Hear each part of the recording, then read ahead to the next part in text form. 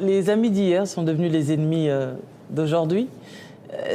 Qu'est-ce que vous regrettez dans tout ce beau parcours que vous avez eu, qui n'est pas encore terminé évidemment, mais vous avez beaucoup appris.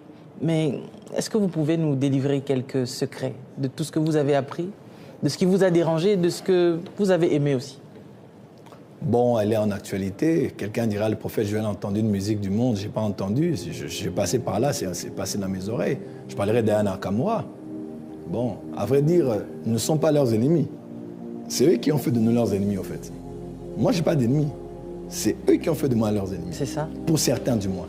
Tout le monde n'est pas aussi ennemi. Il ne faut pas être mytho aussi pour commencer à croire que tout le monde te déteste. Ouais. Il n'y a que quelques-uns qui ne nous aiment pas du tout. Mais qui font trop de bruit, malheureusement.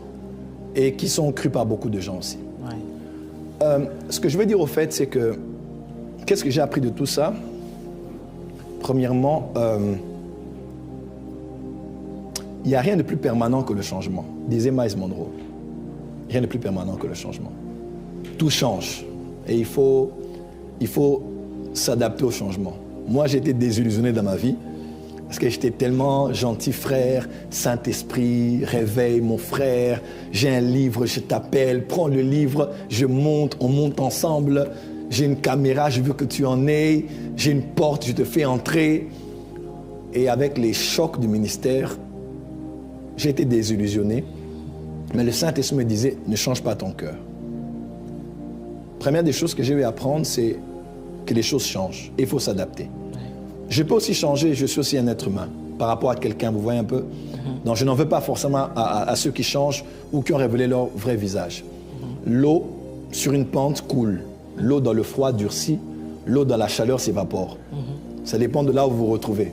Si vous vous retrouvez dans un tel contexte, il faut prendre la nature qui s'adapte au contexte dans lequel vous êtes. Et j'ai dû être plus discret dans ce qui me concernait, parce que j'en parlais beaucoup à des gens. J'ai dû être très prudent aux personnes à qui je tends la main. J'ai dû être très prudent avec mes secrets. Vous savez, même Dieu a des secrets. Dieu ne fait rien sans révéler ses secrets à ses... Même Dieu a des secrets. Pourquoi pas nous aussi, nous pouvons en avoir. Mais il faut savoir aussi à qui les confier. S'il fallait retourner en arrière, est-ce que certaines personnes, vous referiez ce que vous avez fait autrefois, c'est-à-dire leur ouvrir des portes, ouvrir votre cœur? Je ne regrette pas ce que j'ai fait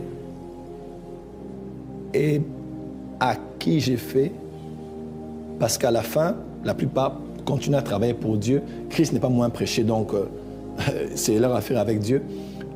Mais je regrette de n'avoir pas fait cela beaucoup plus à des gens, je ne dirais pas qui ont valé la peine, mais qui avaient le plus besoin de moi. Ouais.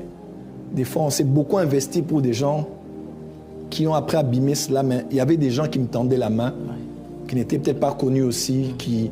J'aurais pu faire ça pour eux, serait profiter plus au corps du Christ que certains qui manipulent et qui détruisent aujourd'hui la plupart.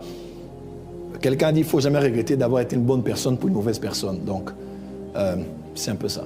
Mais, par-dessus tout, on apprécie la lumière qu'on a été dans le noir. On apprécie l'amour qu'on a été face à la haine. Aujourd'hui, il n'y a rien qui est plus important que l'amour que j'ai eu à comprendre dans le ministère. L'amour ne veut pas dire l'amitié ou quoi. L'amour, c'est une décision. Aimez vos ennemis. Priez pour ceux qui vous percent. Bénissez ceux qui vous maudissent. Mais on ne nous a pas dit quel type de prière faire. Ça dépend des personnes. Mais je crois qu'il n'y a personne qui peut vaincre quelqu'un qui aime les autres. Personne. On ne peut jamais vaincre quelqu'un qui a un bon cœur. Jamais de la vie. On ne peut pas éteindre l'étoile de quelqu'un qui t'a fait du bien. Ça n'a jamais existé, ça n'existera jamais. C'est vrai. Parce qu'un bon cœur ouvre les portes dans le monde spirituel. Je crois, pasteur Lise, que l'amour est la réponse. Et c'est pas, vous devez aller chercher ces gens, les appeler, quoi. Non, mais c'est dans votre cœur, ne pas souhaiter le mal. Vous savez, quelqu'un qui a le pouvoir de bénir a un plus grand pouvoir de maudire. Quelqu'un qui peut dire quelque chose qui arrive en bien. S'il parle en mal, n'oubliez pas, construire cet immeuble peut prendre des années, mais détruire, c'est peut-être en 2 jours. Donc, la puissance destructrice est plus rapide en exécution que celle qui construit.